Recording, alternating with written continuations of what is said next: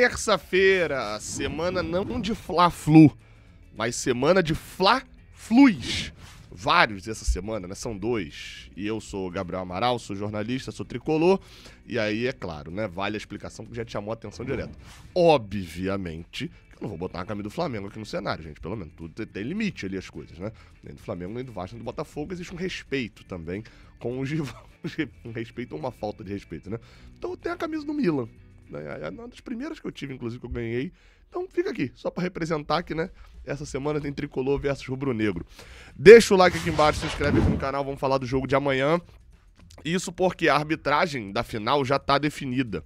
Na arbitragem teremos no jogo de ida Yuri Elino Ferreira da Cruz. Yuri Elino que apitou alguns jogos do Fluminense nesse Campeonato Carioca. É um árbitro que vai ter sua oportunidade de apitar um clássico em final de Carioca. Eu vou falar aqui de cabeça, tá? Porque considerando que clássico em final de Carioca só acontece Fla-Flu desde 2000 e... Não teve Flamengo e Vasco lá atrás, mas ele não era ainda um dos cotados, não. Então, primeira oportunidade de apitar final de Campeonato Carioca, tá? Ele que apitou o primeiro jogo da semifinal entre Fluminense e Volta Redonda. Fez uma boa arbitragem, não tinha como, né, dificultar muito aquela arbitragem ele também. E além disso, nesse Campeonato Carioca, ele já apitou uma partida, né, do Fluminense, que foi o 2-0 no Nova Iguaçu. Mas no ano passado, aí sim, ele apitou várias, né? Apitou inclusive 2 Fla-Flus, o da Taça Guanabara, que o Flamengo ganhou por 2-0, e o da semifinal, que o Flamengo também ganhou por 2-0.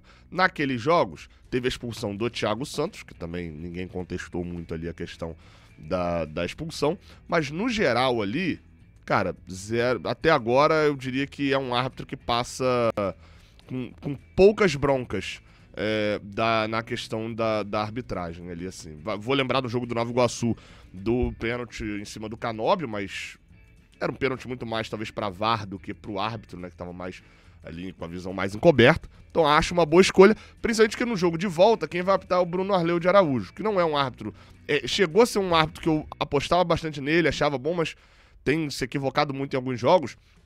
Mas pelo menos não tem Wagner do Nascimento Magalhães nesse ano, né?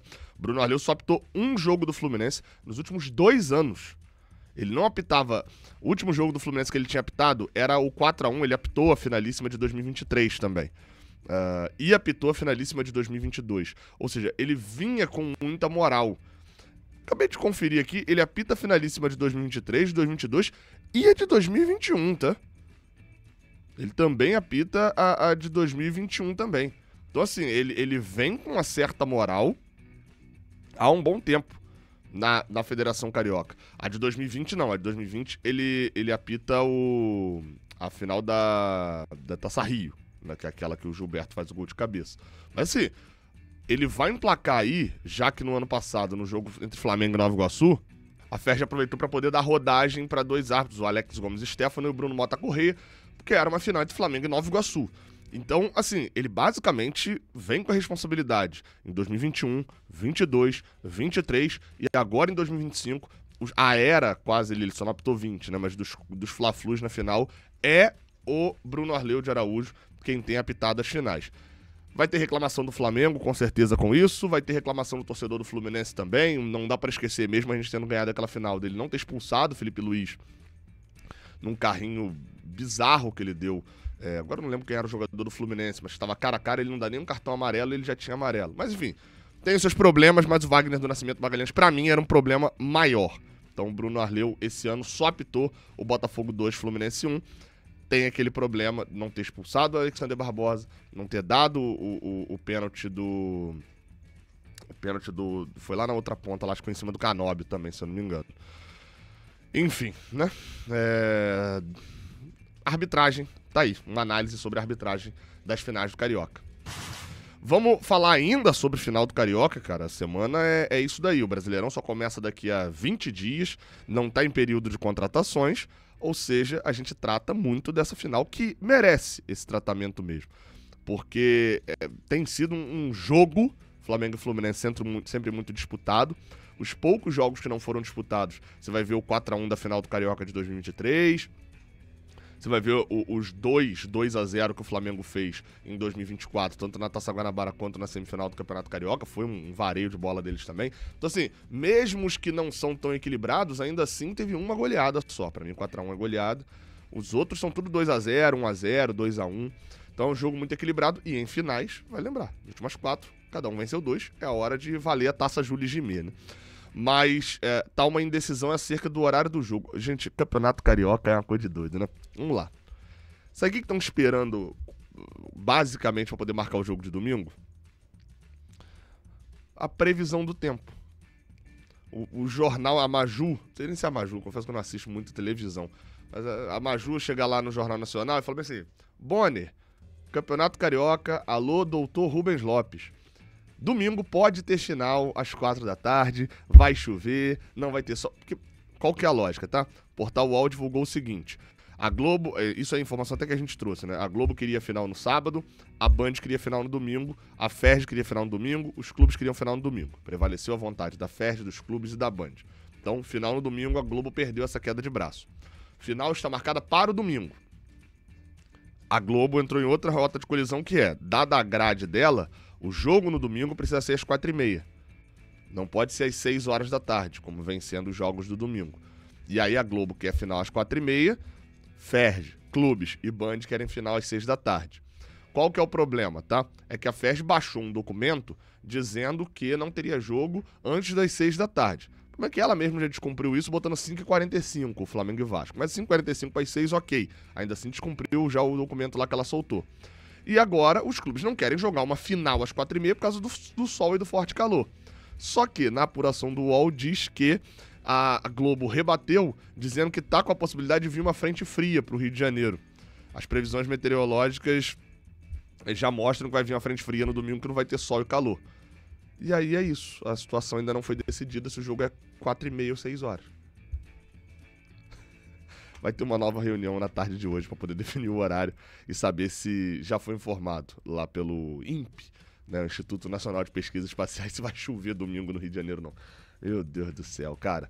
Olha só, venda de ingressos continua a todo vapor para a torcida do Fluminense, abre hoje também para a torcida do Flamengo. Já está aberta, né, nessa terça para venda do público em geral, 69.740 ingressos para o primeiro jogo da final, sendo que 56.940 foram postos à venda. Gabriel, 13 mil ingressos que não foram? Sim, exatamente. Você tem ali um setor superior inteiro que é de cadeira cativa que não entra como público pagante, entra só como público presente. Fora as gratuidades, fora ingressos promocionais de patrocinadores, etc. Então, carga de ingresso para venda é de 56.940 ingressos para o jogo de ida. Não acho que vai esgotar, mas vamos ter um ótimo público, sem dúvida nenhuma, para esta quarta-feira, beleza? Vamos lá, outra informação também ainda sobre o final, e a gente fala dos times. A gente fala dos times do Flamengo e do Fluminense, porque tem notícia de lá que tá afetando a gente aqui. Qual que é essa notícia? O Bruno Henrique, eu já falei ontem aqui, soltei um vídeo aqui no canal, falando o Bruno Henrique está fora do jogo de ida, atacante do Flamengo, se lesionou na última partida, está em tratamento intensivo para ver se joga a volta. Mas o cenário de jogo de ida é fora. E aí, eu fui ver que falei, cara, quem são as opções do Flamengo, né, de ataque? O Flamengo tem para a opção ali de ataque, né, inicialmente, Pedro, tá ainda fora por lesão, rompeu o ligamento ano passado. Bruno Henrique, fora por lesão. Cebolinha, ainda fora, se recuperando de lesão. Michael, também se recuperando de lesão. E aí vem as opções que estão, de fato, prontas ali para poder jogar. Gonçalo Plata, vem sendo titular. Matheus Gonçalves, jogador da base, bom, né, tem entrado ali, quando entra entregando muito. Luiz Araújo, bom atacante também, perigoso. Não sei porque que é banco no Flamengo, confesso. Lista de atacantes aqui, botar a Arrascaeta, eu vou desconsiderar o Arrascaeta como atacante, né? Mas você ainda vai ter nessa conta toda aí o Juninho, que é o Juninho, o famoso Juninho Karabag, né? Que é o que veio lá do futebol do Azerbaijão, que é o super scout do Flamengo, foi descobrir. Que eu confesso que até agora o que eu vi é futebol de Azerbaijão mesmo, não é futebol de Brasileirão não, mas, enfim, né? O Flamengo tem uma série de jogadores ainda com um problema de departamento médico, ainda tem Danilo fora também. Então isso está sendo um problema para eles lá.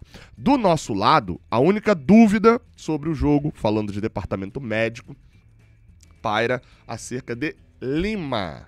Isso porque o jogador que teve ali um problema, já está fora há alguns jogos, agora já está em fase final de recuperação, segue treinando ali no CT Carlos Castilho mesmo, quando o Fluminense jogou, né? Quando o Fluminense jogou contra a equipe do Volta Redonda, ele ficou no CT, treinou, e ele não entra em campo desde o jogo de ida contra o Águia de Marabá, que ele foi titular, foi bem naquele primeiro tempo, deu 2 assistências, perdeu 2 gols, mas enfim, saiu no intervalo se queixando de dores e aí não voltou até agora. Lima é a única dúvida, porque de resto, todos os jogadores 100%. Mas resta saber qual a formação que o Mano Menezes vai utilizar para o jogo. Eu vou gravar um vídeo hoje mais tarde, usando o mapinha tático, falando um pouco sobre isso, sobre qual formação pode ser utilizada pelo Mano Menezes para poder anular ou vencer o Flamengo no jogo de ida. Já é? Tamo junto, não esquece de deixar o like aqui embaixo, se inscrever aqui no canal. Até a próxima, valeu!